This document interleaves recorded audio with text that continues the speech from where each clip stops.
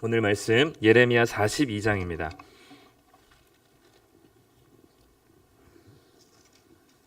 구약성경 1120쪽입니다.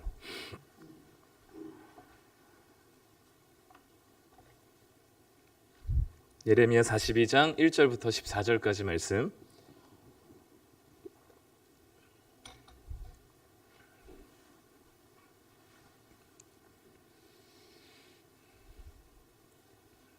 네, 우리 다 찾으셨으면 한 절씩 교독하고요. 마지막 절은 같이 읽도록 하겠습니다. 제가 먼저 1절부터 읽겠습니다. 이에 모든 군대의 지휘관과 가레아의 아들 요하난과 호사야의 아들 여사냐와 백성의 낮은 자로부터 높은 자까지 다 나아와 당신은 우리의 탄원을 듣고 이 남아있는 모든 자를 위하여 당신의 하나님 여호와께 기도해 주소서. 당신이 보는 바와 같이 우리는 많은 사람 중에서 남은 적은 무리이니 당신의 하나님 여호와께서 우리가 마땅히 갈 길과 할 일을 보이시기를 원하나이다. 선지자 예레미야가 그들에게 이르되 내가 너희 말을 들었은즉 너희 말대로 너희 하나님 여호와께 기도하고 무릇 여호와께서 너희에게 응답하시는 것을 숨김이 없이 너희에게 말하리라. 그들이 예레미야에게 이르되 우리가 당신의 하나님 여호와께서 당신을 보내사 우리에게 이르시는 모든 말씀대로 행하리이다. 여호와께서는 우리 가운데 진실하고 성실한 증인이 되시옵소서. 우리가 당신을 우리 하나님 여호와께 보냄은 그의 목소리가 우리에게 좋든지 좋지 않든지를 막론하고 순종하려 함이라. 우리가 우리 하나님 여호와의 목소리를 순종하면 우리에게 복이 있으리이다 하니라. 10일 후에 여호와의 말씀이 예레미야에게 임하니 그가 가레야의 아들 요하난과 그와 함께 있는 모든 군 지휘관과 백성의 낮은 자로부터 높은 자까지 다 부르고 그들에게 이르되 너희가 나를 보내어 너희의 간구를 이스라엘의 하나님 여호와께 드리게 하지 아니하였느냐. 그가 이렇게 이르니라. 너희가 이 땅에 눌러 앉아 산다면 내가 너희를 세우고 헐지 아니하며 너희를 심고 뽑지 아니하리니 이는 내가 너희에게 내린 재난에 대하여 뜻을 돌이킴이라. 여호와의 말씀이니라. 너희는 너희가 두려워하는 바벨론의 왕을 겁내지 말라. 내가 너희와 함께 있어 너희를 구원하며 그의 손에서 너희를 건지리니 두려워하지 말라. 내가 너희를 불쌍히 여기리니 그도 너희를 불쌍히 여겨 너희를 너희 본향으로 돌려보내리라 하셨느니라. 그러나 만일 너희가 너희 하나님 여호와의 말씀을 복종하지 아니하고 말하기를 우리는 이 땅에 살지 아니하리라 하며 또 너희가 말하기를 아니라 우리는 전쟁도 보이지 아니하며 나팔 소리도 들리지 아니하며 양식의 궁핍도 당하지 아니하는 애굽 땅으로 들어가 살리라 하면 잘못되리라. 아멘. 네, 1부 예배 나오신 성도님들 환영을 축복합니다. 네, 많이 한 주간 더우셨을 텐데 어떻게 잘 살아내셨는지요. 네, 더위를 먹지 않으시고, 네, 에어컨이 없으면 진짜 못 살 것 같은 날씨입니다.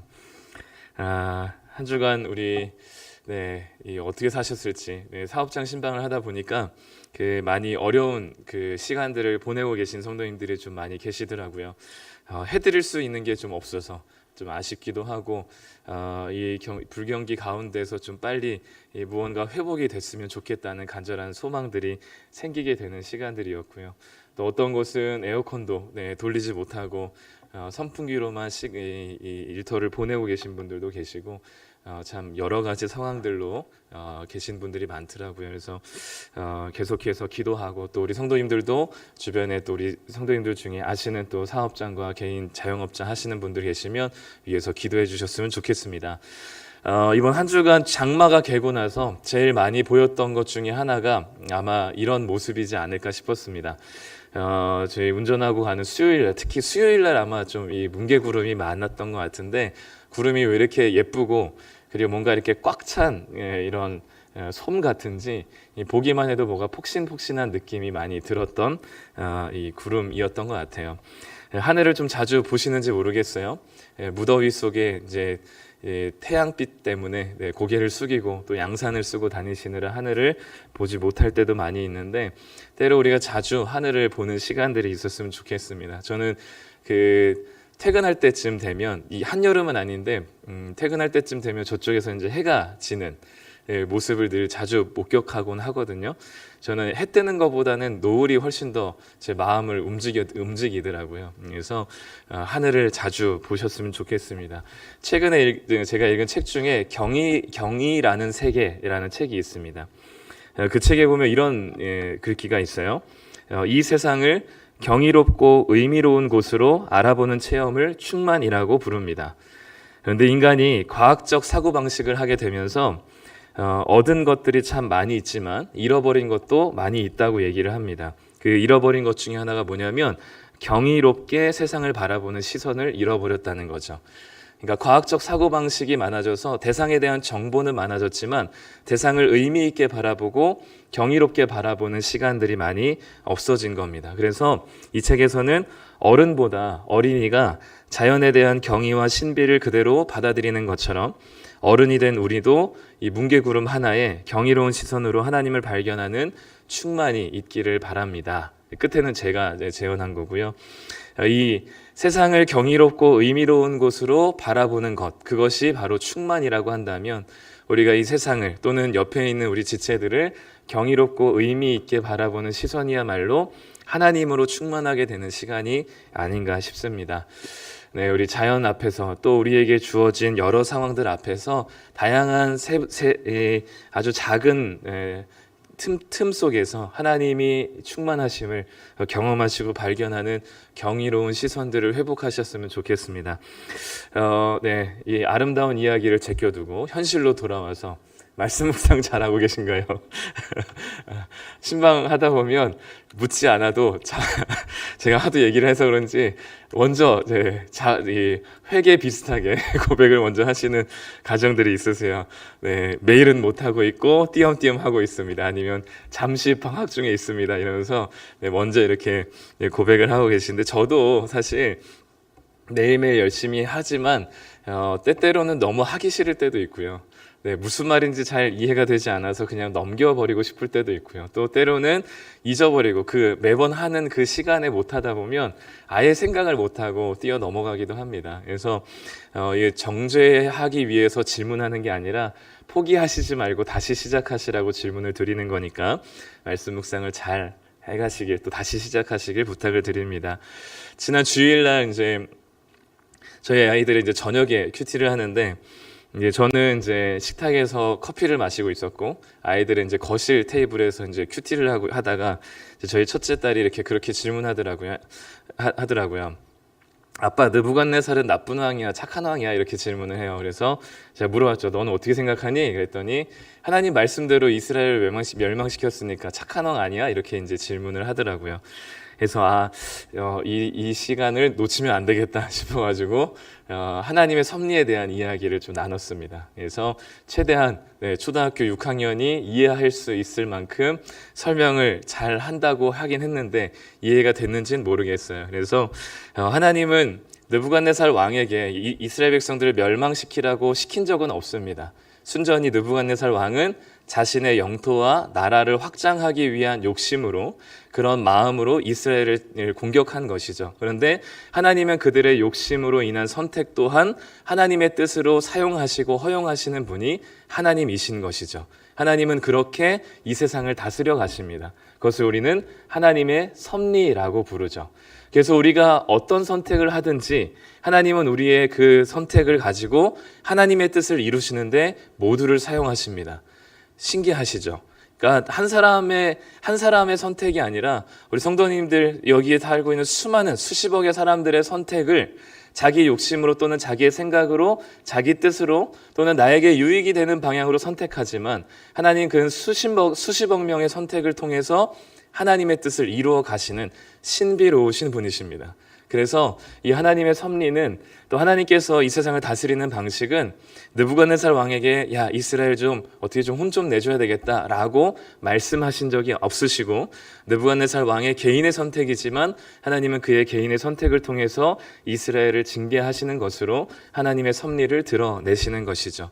마찬가지로 우리 눈에 보기에는 좋지 않아 보이는 수많은 상황들일지라도 또 우리가 어떤 선택을 할지라도 하나님은 그 선택을 통해서 하나님의 뜻을 이루어 가실 것입니다. 그렇기 때문에 우리의 선택에 너무 제한을 두지 마시고 또 이 선택, 죄를 짓는 것 아닌 이상에는 자유롭게 선택하십시오. 그러나 그 선택에 하나님의 일하심에 우리가 동참하는 선택이 있고 하나님의 일하심을 거절하거나 거부하는 선택이 있습니다. 우리가 하나님의 일하심을 거부하는 선택을 하더라도 하나님은 그 선택을 통해서 하나님의 뜻을 또 이루어 가실 거예요. 그런데 하나님의 뜻을 거부하는 선택을 한 사람에게는 반드시 책임이 주어지게 됩니다. 그게 하나님의 주권과 사람의 책임의 두 가지 기찻길과 같은 신비로움의 연합인 것이죠. 그래서 하나님은 우리들에게 하나님의 은혜로 또 하나님의 뜻대로 섭리하시기 때문에 우리 성도님들께서 지혜로운 선택과 결정 안에서 하나님의 일하심에 동참하심으로 누리시는 기쁨이 있기를 소망합니다. 오늘은 두려움을 내쫓는 사랑이라는 제목으로 함께 말씀을 나누려고 합니다. 말씀 묵상을 하셔야지 제가 배경 설명을 줄일 수 있어요. 설교를 짧게 듣고 싶으시다면 묵상을 많이 하시기 바랍니다. 예루살렘이란 도시가 이제는 완전히 멸망했습니다. 이스라엘 자체가 남유다 북이스라엘로 나뉘어졌던 이스라엘이 완전히 끝나버렸습니다. 바벨론 제국이 이스라엘에 있었던 많은 똑똑한 사람들과 지혜로운 사람들을 다 데리고 포로로 갔고 남겨진 사람들은 다 가난한 자들과 노약자들 뿐이었습니다. 그 가난한 자들과 노약자들을 지키기 위해서 감시하기 위해서 한 사람 총독을 세우게 되죠. 그다랴라고 하는 총독을 세웁니다. 근데 그 총독이 얼마 지나지 않아서 암살당하게 돼요. 그러자 이 남겨진 백성들이 우왕좌왕하면서 어떻게 해야 될지를 모르게 되는 상황이 됩니다. 왜냐하면 바벨론이 세운 총독이 암살당했으니 곧 바벨론 군대가 이 예루살렘으로 들이닥칠 것이 분명해 보였기 때문입니다. 자신들의 목숨과 안전이 보장되지 않은 상황 속에서 어떻게 해야 할지 모르는 상황 속에 애굽으로 이집트로 내려갈 채비를 하던 중에 이 예레미야 선지자에게 기도를 부탁하게 되죠. 시드기야 왕도 지난주에 우리가 봤듯이 기도를 부탁하죠. 근데 오늘은 42장 1절에 보면 높은 자들부터 낮은 자들까지 다 나와서 이 예레미야에게 기도를 부탁합니다. 그러니까 그만큼 절박한 상황에 있는 것이죠. 그렇게 기도를 부탁하면서 하나님이 무슨 말씀을 하든지 우리가 다 따르겠습니다. 우리에게 제발 우리가 가야 될 길과 해야 될 일을 좀 알려주십시오라고 하면서 예레미야에게 간청하게 되죠. 예레미야는 그들의 간절한 부탁을 듣고 그리고 그들의 결의에 찬 결단을 보고 하나님께 기도하기 시작합니다. 이렇게 긴급한 상황이고 그리고 이런 결단을 했다면 하나님께서는 즉각적으로 응답하셨으면 좋을 텐데 오늘 우리가 읽은 7절 말씀에 보면 며칠 만에 하나님께서 응답하시냐면 10일 만에 응답을 하십니다. 우리가 생각하기엔 되게 짧은 시간인 것 같긴 하지만 지금 이스라엘 백성들은 생사가 오고 가고 있는 촉각을 다투고 있는 시간이거든요. 하나님께서 이런 결단을 우리가 보였다면 하나님께서 좀 빨리 응답하시면 즉각적으로 바로 응답하시면 좋을 텐데 하나님께서는 10일이라는 시간 동안 이스라엘 백성들을 기다리게 하셨습니다. 이 기다림의 시간이 얼마나 초조하고 지옥 같았을까요? 하나님께서 10일 만에 이스라엘 백성들에게 말씀하십니다. 오늘 10절 말씀 우리 같이 한번 읽어보도록 하겠습니다. 너희가 이 땅에 눌러앉아 내가 너희를 세우고 헐지 아니하며 너희를 심고 뽑지 아니하리니 이는 내가 너희에게 제안에 대하여 뜻을 돌이킴이라. 하나님이 10일 만에 주신 답은 뭐냐면 이 땅에 눌러 앉아 살아라 였습니다. 그들이 기대하고 원하던 답과는 전혀 다른 말씀이었습니다. 왜냐하면 그들은 애굽으로 떠날 채비를 하고 있었거든요. 이제 곧 하나님이 애굽으로 가라, 그것이 너희들이 살 길이다 라고 얘기했으면 좋았을 텐데 하나님께서는 이곳에 남아서 눌러 앉아서 살아라 라고 이야기하십니다. 이 하나님의 여기에 눌러 앉아 살으라는 하나님의 말씀은 어느 정도 예견된 답이에요. 왜냐하면 이미 예레미야의 행동을 통해서 하나님은 이 땅에 소망을 두고 있음을 보여주셨거든요. 예레미야는 원래 포로로 끌려갔습니다. 바벨론 느부갓네살 왕에 의해서 포로로 끌려가던 중에 이 예레미야에 대한 이야기를 바벨론 왕이 듣고 이 예레미야를 풀어주게 돼요. 풀어주면서 뭐라고 얘기하냐면 내가 너에게 자유를 줄 테니 나랑 같이 바벨론으로 가지 않을래? 내가 널 굉장히 잘 대해줄게. 내가 고이 관리직에 좀 앉혀줄게 라고 유혹을 하고 회유를 하게 됩니다. 그때 예레미야가 어떻게 반응하냐면 40장 6절 말씀 함께 읽겠습니다.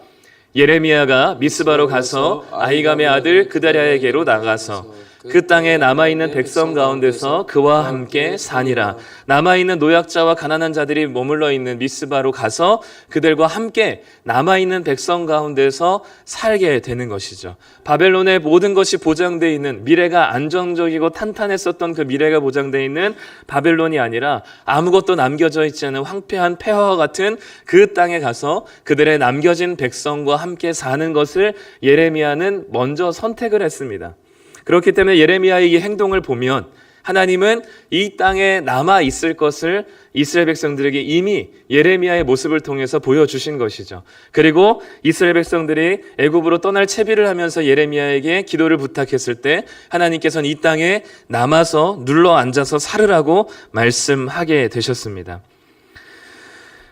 하나님께서 이 말씀을 하셨을 때 하나님의 말씀이 좋든지 좋지 않든지 순종하겠다라고 한 이스라엘 백성들은 어떻게 반응했을까요? 하나님 말씀대로 이 땅에 눌러 앉았을까요? 아니면은 애굽으로 갔을까요? 우리가 읽진 않았지만 예레미야 43장 2절에 보면 이렇게 이야기합니다. 예레미야에게 사람들이 얘기하죠. 너가 거짓말을 하는구나. 하나님께서 우리로 하여금 애굽에서 살라고 우리 애굽에서 살려고 그리로 가지 말라고 너를 보내서 말하게 한 적이 없을 것이다. 그러니까 너는 지금 하나님이 보내지도 않았고 하나님의 말씀이 아닌 것을 얘기하고 있으니 우리는 이 땅에 눌러 앉지 않고 애굽으로 가겠다라고 결정을 하게 됩니다. 좋든지 좋지 않든지 하나님이 말씀하시면 순종하겠다고 한 사람들이 어디로 다 사라진 걸까요? 왜 이토록 간절하고 긴급한 상황에 하나님의 뜻을 분명히 들었으면서도 이 하나님의 뜻에 순종하지 않고 이 땅에 남아있지 않고 애굽으로 내려가기로 결정했을까요?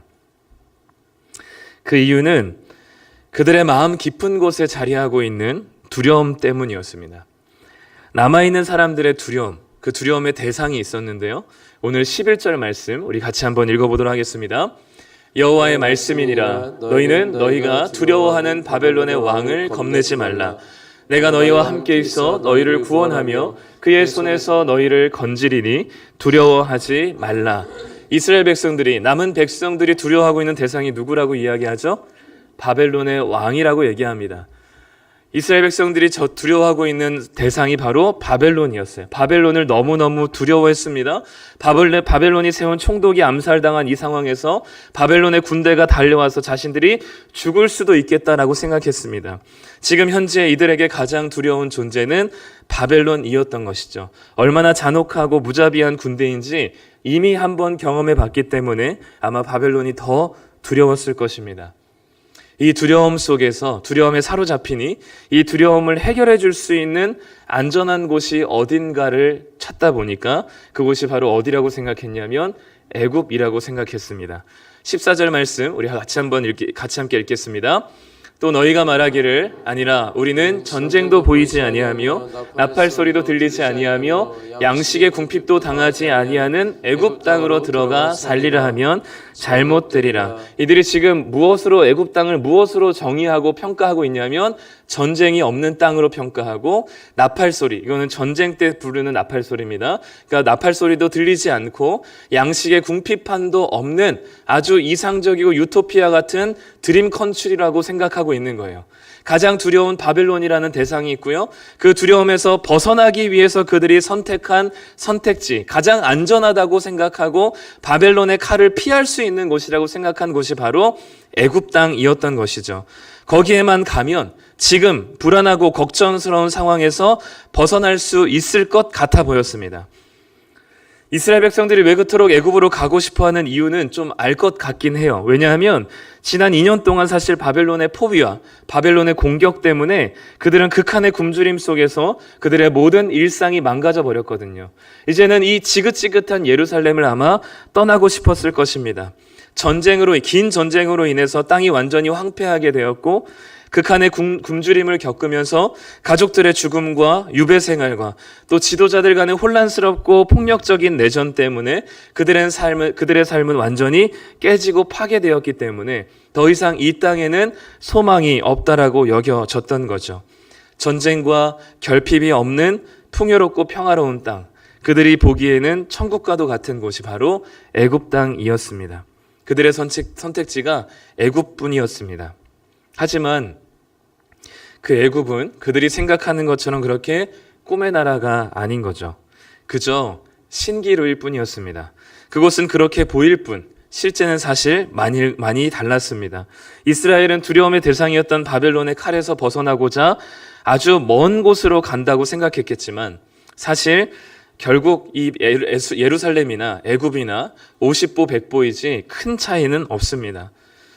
그래서 16절에 하나님께서 애굽으로 가고자 하는 이스라엘 백성들에게 이렇게 말씀하십니다. 우리 함께 읽어보겠습니다. 너희가 두려워하는 칼이 애굽 땅으로 따라가서 너희에게 미칠 것이요 너희가 두려워하는 기근이 애굽으로 급히 따라가서 너희에게 임하리니 너희가 거기에서 죽을 것이라.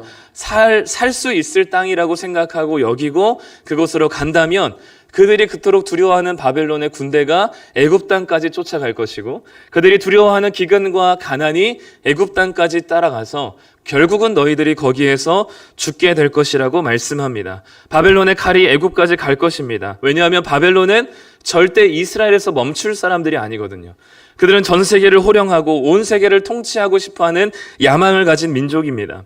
아마 이스라엘까지 정복하고 뒤돌아가지 않을 것이고 애굽까지 당연히 올 것입니다.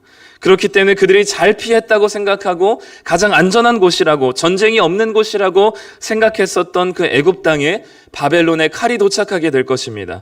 어딜 가도 이스라엘 백성들은 그들이 두려워하는 대상에서 자유로울 수가 없는 상황에 놓이게 된 것이죠. 예루살렘에 있거나 애굽에 가거나 아니면 더 멀리 어딘가에 갈지라도 바벨론의 칼이 도착하지 않는 곳이 없을 것입니다. 결국 그 두려움의 대상에서 벗어날 수가 없습니다. 이 두려움에는요, 자유가 없습니다. 두려움은 우리를 늘 불안과 걱정 안에서 사로잡히게 하죠. 두려워하는 대상이 있으면 그 두려워하는 대상으로 인해서 늘 옥죄어 오고 압박당하며 피곤한 삶을 살아가는 것이 우리의 두려움입니다. 그래서 두려움으로 시작된 우리들의 마음에는 불안과 걱정으로 아주 가득 차게 될 것입니다. 그 불안과 걱정으로 가득 찬 마음은 우리로 하여금 조급한 마음이 들게 할 것이고요. 그 조급한 마음은 결국 우리의 시야를 매우 좁게 만들 것입니다. 우리 시야를 매우 좁게 만들다 보니까 하나님의 말씀이 보이지가 않는 거죠. 그러니 결국 지금 이스라엘 백성들이 애굽을 선택한 것처럼 하나님의 말씀에 불순종하는 결과를 가지고 오게 됩니다. 이스라엘 백성들에게 두려움은 바벨론이었습니다. 그리고 그 바벨론의 군대가 예루살렘으로 와서 우리를 죽이면 어떡하나라는 불안과 걱정으로 가득 차 있었죠. 그들의 그런 마음들이, 불안과 걱정으로 가득한 마음들이 그들의 마음을 조급하게 하였고 그들의 시야가 좁아지니 하나님의 말씀이 보이지 않게 되는 것입니다. 그러니 결국 그들이 하나님의 말씀은 이 땅에 남아있으라는 말씀이었지만 그 말씀이 보이지 않게 되니 결국 그들이 보기에 좋은 애굽 땅을 선택하게 되는 것이죠. 결국 두려움은 그렇기 때문에 우리에게 우상이라고 할 수 있습니다. 우리가 하나님보다 더 두려워하는 것, 아니면 우리가 지금 현실 가운데 이것이 사라지면 내 삶의 기반이 무너질 것만 같아 보이는 것들, 그 가장 두려워하는 것이 바로 우리 안에 하나님처럼 자리하고 있는 것이죠. 이것이 우리 가운데 자리하고 있다면 우리는 불안과 걱정으로 끊임없이 우리의 영혼을 괴롭힐 것입니다. 그것은 우리로 하여금 마음을 조급하게 할 것이고 당장의 어떤 변화와 결과를 주지 않는 것 때문에 우리의 시야가 아주 좁아지게 될 것입니다. 그럼 우리는 믿음으로 선택하기보다는 당장에 내 눈앞에 보이는 것을 선택하게 될 것이고 하나님의 말씀보다는 내가 보기에 좋은 대로 결정하니 그것이 곧 불순종이라는 결과를 낳게 되는 거죠. 성도님들은 어떤 것이 가장 두려우십니까? 어떤 상황이 되는 것이 가장 두려우십니까? 무엇이 가장 두려우십니까? 그 두려움의 대상이 어떤 것인가요? 각자의 두려움이 다를 것입니다. 어떤 분은 가난이 두려우실 수도 있겠고요. 어떤 분은 자신의 사람들로부터 받는 인정을 받지 못할 때 자존감이 낮아질까 봐 두려우실 수도 있겠습니다. 어떤 사람은 사회적으로 성공한 자리에 올라가야만 스스로 충족할 수 있다고 여기는데 계속해서 루저와 같은 삶을 살게 될까 봐 걱정스러우실 수도 있겠습니다. 혹여나 자영업 하시는 분들은 이 경기가 나아지지 않아서 결국 폐업을 하면 어떡하나라는 이 두려움이 있으실 수도 있겠습니다. 관계 속에서 계속해서 이 관계를 유지하고 싶은데, 그렇기 때문에 상대방이 원하는 대로 눈치를 보며 계속 끌려다니며 불안과 걱정 속에서 조급한 마음 가지고 그 관계를 애써 유지하고자 그 사람이 우리의 두려움이 대상이 되기도 합니다. 가난하게 될까 봐 두려운 마음이 있다면 그 마음에서는 수입이 조금이라도 줄어들면 불안과 걱정을 껴안게 됩니다. 그것은 우리를 조급하게 만들어서 결국 하나님의 말씀이 보이지 않게 되니 결국 그들이 선택하는 가난이라는 두려움에 내몰린 사람들이 선택하는 것은 어떻게 하면 이 가난을 극복할 수 있는지 돈에 더 매이게 되거나 인맥이 유일한 대안이라고 생각하기도 할 것입니다. 그것이 바로 우리가 선택하는 애굽이죠. 결국 두려움은 우리의 시야를 보여서 하나님의 말씀이 보이지 않게 하니 이 두려움은 우상이라고 부를 수 있습니다. 그러나 우리는 막연하게나마 알 수 있습니다. 어느 곳에 가도 안전하지 않다는 사실을, 무엇을 소유하더라도 만족하지 않다는 사실을, 아무리 높은 곳에 올라가더라도 충족되지 않는다는 것을 아마 아실 겁니다.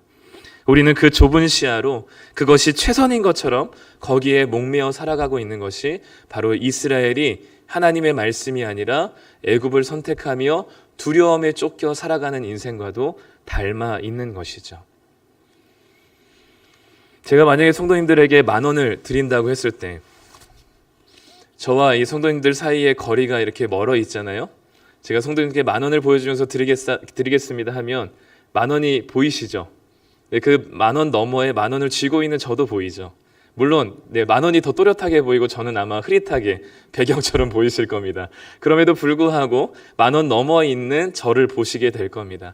근데 이 10,000원이 우리와 거리두기가 아니라 우리 눈앞에 아주 가까이 있다면 이 10,000원을 쥐고 있는 제가 아마 보이지 않으실 거고 바로 앞에 있는 그 좁은 시야 때문에 10,000원만 보이시게 될 것이죠. 우리가 대안이라고 생각하는 그 수많은 것들은 결국 우리 눈앞에서 거리두기가 되지 않기 때문에 나타난 좁은 시야로 인한 전부인 것처럼 보이는 것이죠. 그것이 없어져 버린다면, 이것이 내 눈앞에서 사라져 버린다면 하나님이 그 뒤에 계시다는 사실을 우리는 좁은 시야 때문에 발견하지 못하는 겁니다. 이 10,000원을 쥐고 계신, 우리의 대안과 소망을 가지고 계신 그 하나님이 그 너머에 계시다는 사실을 우리는 발견하지 못하는 것이 바로 두려움으로 시작된 좁은 시야와 그로 인한 불순종인 것이죠. 그러면 이 두려움을 어떻게 극복할 수 있을까요? 어떻게 이 불안과 걱정에서 하루라도 자유할 수 있을까요? 끊임없이 두려움과 쫓기듯 살아가는 우리들의 인생 속에 어떻게 하면 우리는 조급한 마음과 좁은 시야에서 평안한 마음과 넓은 시야로 살아갈 수 있을까요? 어떻게 하면 내가 보기에 최선의 선택이 아니라 하나님이 보시는 최선의 선택을 하며 순종하며 살 수 있을까요? 두려움을 극복하는 길은 단 한 가지밖에 없습니다. 요한일서 4장 18절 함께 읽어보겠습니다. 사랑 안에 두려움이 없고 온전한 사랑이 두려움을 내쫓나니 두려움에는 형벌이 있음이라. 두려워하는 자는 사랑 안에서 온전히 이루지 못하였느니라. 두려움에는 자유가 없습니다. 늘 비교하고 쫓기고 채찍질하고 다그치고 옥죄이는 것뿐인데, 그런데 그 두려움을 내쫓을 수 있는 것은 하나님 말씀에선 사랑밖에 없다고 이야기합니다. 온전한 사랑만이 우리의 두려움 가운데, 불안과 걱정 가운데 우리를 자유하게 할 수 있다고 이야기합니다. 이 온전한 사랑은 무슨 사랑일까요? 바로 뒤에 19절 말씀 함께 읽겠습니다. 우리가 사랑하면 그가 먼저 우리를 사랑하셨습니다. 이 사랑, 온전한 사랑은 무엇이냐면 우리가 사랑받을 만한 자격이 있기 때문에 사랑한 것이 아니라 하나님께서 우리가 사랑받을 자격이 없는 상황에서도 여전히 우리는 하나님의 말씀에 불순종하여서 황폐해진 두려움과 불안 속에서 어떻게 하나 전전긍긍하며 살아갈 수밖에 없는 두려움에 속박된 우리들을 먼저 우리를 사랑하신 하나님의 사랑만이 우리를 두려움에서 자유하게 하실 수 있다고 말씀하고 있습니다. 그 사랑은 우리로부터 발현된 사랑이 아니라 하나님이 시작하신 사랑이라고 이야기합니다. 하나님이 먼저 우리가 사랑받을 자격이 없는 하나님의 말씀에 100% 순종했기 때문에 그래 너는 내가 사랑할 수밖에 없는 자구나 라고 이야기하지 않으시고, 사랑받을 만한 자격이 없고 우리가 무언가 하나님을 위해서 아직 한 것이 없는 그때에 하나님께서 먼저 우리를 사랑하신 하나님의 온전한 사랑만이 우리를 두려움에서 자유롭게 하신다 말씀합니다. 결국 두려움을 내쫓는 것은 사랑이고요. 이 사랑은 어떤 것을 시작하게 하냐면 새로운 관계를 시작하게 합니다.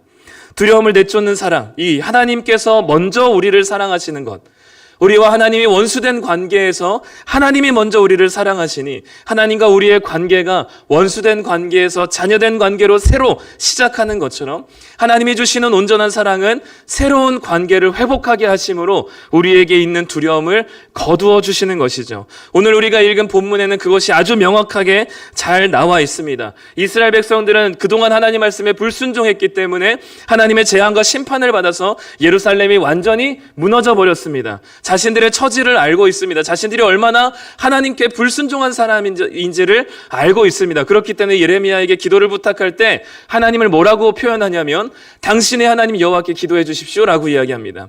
도저히 자신의 하나님으로 받아들일 수가 없습니다. 왜냐하면 자신들이 한 짓이 있거든요. 계속해서 하나님께 불순종했기 때문에 우리 하나님으로 부를 수가 없는 겁니다. 최선의 염치를 가지고 있는 표현인 겁니다. 우리 하나님이 아니라 당신의 예레미야의 하나님 여호와께 기도해 주십시오라고 이야기합니다. 이렇게 자신은 자격이 없다고 생각하고 하나님을 우리 하나님으로 부를 자격이 없다라고 얘기하고 감히 하나님의 백성이라고 스스로를 표현할 수 없는 이스라엘 백성들에게 하나님은 예레미야를 통해서 4장에 뭐라고 조정하시냐면 너희 하나님 여호와께 내가 기도할 것이다. 여호와께서 너희에게 응답하실 것이라고 말씀합니다. 예레미야가 다시 조정하죠. 나의 하나님이 아니라 너희들의 하나님이다. 너희들이 불순종하였을지라도 두려움에 내쫓길지라도 불안과 걱정 가운데 있을지라도 내가 먼저 너를 사랑하고 하였기 때문에 너희들은 내 백성이다. 나는 너희들의 하나님이다라고 예레미야를 통해서 말씀합니다. 결국 이 예레미야를 통해서 하나님에 대한 이름이 조정됐을 때 이스라엘 백성들이 6절 말씀에 이렇게 선언합니다. 우리가 당신을 우리 하나님 여호와께 보내겠습니다. 우리 하나님 여호와의 목소리를 내가 순종하겠습니다라고 이스라엘 백성들이 하나님을 부리는 관계가 변화되기 시작합니다. 하나님이 먼저 시작한 사랑의 관계가 이들을 원수에서 도저히 하나님을 우리 하나님으로 부를 수 없는 사이에서 기어코 하나님께서는 내가 너희의 하나님이다라고 말씀하시는 그 음성 가운데 우리의 하나님이라고 바꿔 부르게 되는 것이죠. 이 관계를 누가 시작하셨나요? 이 관계의 회복을 누가 먼저 끊어내셨습니까? 하나님께서 하셨습니다. 당신의 사랑으로 아직 자격 없고 여전히 멸망 가운데 여전히 불순종 가운데 여전히 재앙의 자리에 있는 이스라엘 백성들에게 내가 너를 사랑하여 너희의 하나님이 되고자 한다라고 다시 한번 하나님께서 이들에게 말씀하실 때 예레미야 하나님이라고 불렀던 이스라엘 백성들이 우리의 하나님이라고 부르기 시작하는 겁니다. 이것이 바로 하나님이 베푸시는 온전한 사랑이 관계를 바꾸어 나가고 관계를 바꾸니 이것이 바로 우리를 하여금 순종으로 나아가게 하는 겁니다. 이스라엘이 말 잘 들어서 하나님이 내가 너희 하나님이다라고 이야기했을까요? 우리가 보시잖아요. 이렇게까지 했는데도 이스라엘 백성들은 순종하지 않아요. 우리로는 하나님과의 관계를 회복할 수 있는 그 어떤 것도 없습니다. 하나님이 먼저 이 관계를 당신의 사랑으로 회복시키셨어요. 당신의 사랑으로 전적으로 부패하고 타락하여 두려움에 사로잡혀서 시야가 좁아진 우리들을 다시 당신의 백성으로 우리를 불러내셨습니다. 하나님의 사랑으로 당신의 하나님에서 우리의 하나님으로 관계를 회복시키셨습니다. 두려움은 계속해서 불안과 걱정을 낳지만 이 사랑은 우리로 하여금 하나님과의 관계를 회복시키게 하는 것이죠. 그렇기 때문에 우리가 하나님 말씀에 순종할 수 있는 이유는 우리가 잘하고 우리가 탁월하고 결단력이 뛰어나고 의지력이 대단해서가 아니라 하나님이 우리를 사랑하시고 우리에게 관계를 먼저 회복하기를 원하시는 주님의 사랑 때문인 것입니다. 두려움을 극복하기 위한 유일한 근거는 우리들의 애씀이 아니라 우리들의 열심이 아니라 하나님의 사랑으로 인한 관계가 회복될 때 가능한 것이죠. 두려움으로 인한 것이 불순종까지 이어지게 된다면 하나님의 사랑은 우리로 하여금 하나님과의 관계를 회복하게 하고요. 그 관계가 회복된다면 조급한 마음이 아니라 믿음을 우리에게 허락하시고 그 믿음은 결국 우리로 하여금 하나님의 말씀을 바라보게 하는 넓은 시야를 주어서 결국 하나님의 말씀에 순종하게 하는 것입니다. 그러니 우리의 순종은 내 믿음이 대단해서 라고 얘기할 수 없는 것이고 하나님이 시작하신 저 사랑 때문에 우리가 순종할 수밖에 없음을 고백해야만 하는 것이죠. 결국 우리는 하나님의 은혜가 아니고서는 살 수가 없는 자들임을 경험하고 고백하는 자들에게 순종이 주어지게 되는 것입니다. 이스라엘 백성들이 당장의 두려움이었던 바벨론 앞에 불안과 걱정 속에서 조급한 마음 가운데 좁은 시야로 하나님의 말씀을 보지 못하고 애굽이 최선이라고 선택하며 늘 불안에 쫓기고 두려움에 쫓기는 삶을 살 것인가? 아니면 하나님이 이 관계를 회복하시기 위한 당신의 온전한 사랑을 베푸셔서 우리로 하여금 우리의 하나님이 되시고 나의 하나님이 되시고 그리고 우리를 하나님의 백성으로 삼으시고 그 관계 속에서 하나님에 대한 믿음이 생기고 그 하나님의 믿음이 생기니 하나님의 말씀이 보이기 시작하여서 하나님의 말씀으로 순종하는 자들이 되시길 원하십니까? 둘 중에 어떤 것을 우리는 원하시는지 우리에게 내밀하게 물어보시고 우리 영혼에게 질문하셨으면 좋겠습니다. 우리가 순종하기 원한다면 하나님의 사랑을 간구하십시오. 우리가 순종하기 원한다면 하나님이 먼저 시작하신 관계의 회복을 묵상하십시오. 그것이 우리로 하여금 사랑에 반응하여 하나님 말씀에 믿음으로 순종하는 유일한 길이 될 것입니다. 마지막으로 우리 같이 한번 제가 먼저 읽으면 한번 같이 읽었으면 좋겠습니다. 두려움에 사로잡히면 현실을 보게 되고 두려움에 사로잡히면 현실을 보게 되고 사랑에 사로잡히면 말씀을 보게 됩니다. 사랑에 사로잡히면 말씀을 보게 됩니다. 우리 다시 한번 좀 더 큰 소리로 해볼까요? 같이 한번 읽어볼게요. 두려움에 사로잡히면 현실을 보게 되고 사랑에 사로잡히면 말씀을 보게 됩니다. 바라기는 두려움에 쫓기는 인생이 아니라 사랑에 사로잡혀서 하나님 말씀에 넉넉하게 순종하시는 시간들 되시기를 간절히 소망합니다.